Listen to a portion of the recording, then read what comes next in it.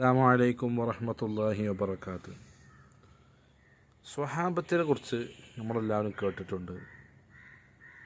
സ്വഹാബത്താരാണ്? റസൂലുള്ളാഹി സ്വല്ലല്ലാഹു അലൈഹി വസല്ലം തങ്ങളുമായിട്ട് ഒരു മിനിറ്റ് നബി തങ്ങളുമായി കണ്ട് സംസാരിച്ച് സ്വഹാബിയായി ജീവിച്ച ആൾക്കാണ് സ്വഹാബത്ത് എന്ന് പറയുന്നത്.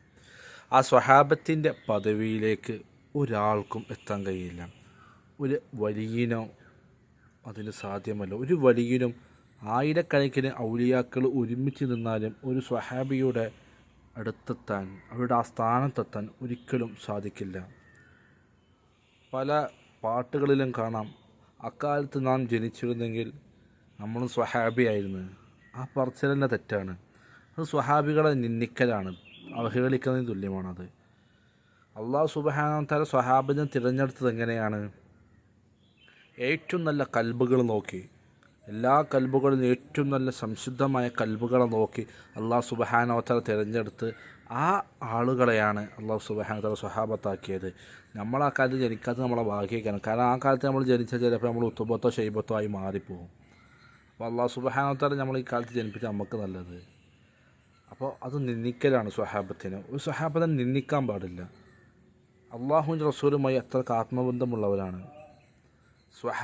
സ്വഹാബകളിൽ നേതാവ് സയ്യിദുനാ അബൂബക്കർ സിദ്ദീഖ് റളിയല്ലാഹു അൻഹു ആണ്. അതിലാർക്കും ഒരു സംശയമില്ല. കറകളഞ്ഞ ഈമാനുള്ള ആളാണ് അത് അബൂബക്കർ സിദ്ദീഖ് റളിയല്ലാഹു.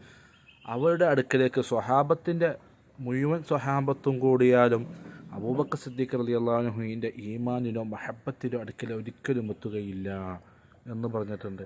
ഒരിക്കൽ നബി സല്ലല്ലാഹു അലൈഹി വസല്ലം തങ്ങൾ തന്നെ പറഞ്ഞിട്ടുണ്ട്, മഅ്ശറയിൽ ആദ്യമായിട്ട് വലത്തെ കയ്യിൽ കിതാബ് വാങ്ങുന്നത് ഉമർ റളിയല്ലാഹു അൻഹു ആണെന്ന്. അപ്പോൾ ഉമർ റളിയല്ലാഹു അൻഹു ചോദിച്ചു, ഞാനല്ലല്ലോ ശരിക്കും, അബൂബക്കർ സിദ്ദീഖ് തങ്ങളല്ലേ? അപ്പോൾ റസൂലുള്ളാഹി സ്വല്ലല്ലാഹു അലൈഹി വസല്ലം പറഞ്ഞു, അബൂബക്കറിനൊന്നും കിതാബ് വാങ്ങേണ്ട ആവശ്യമില്ലല്ലോ.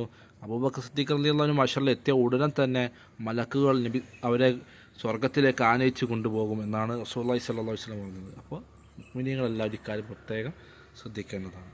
അസ്സലാമു അലൈക്കും.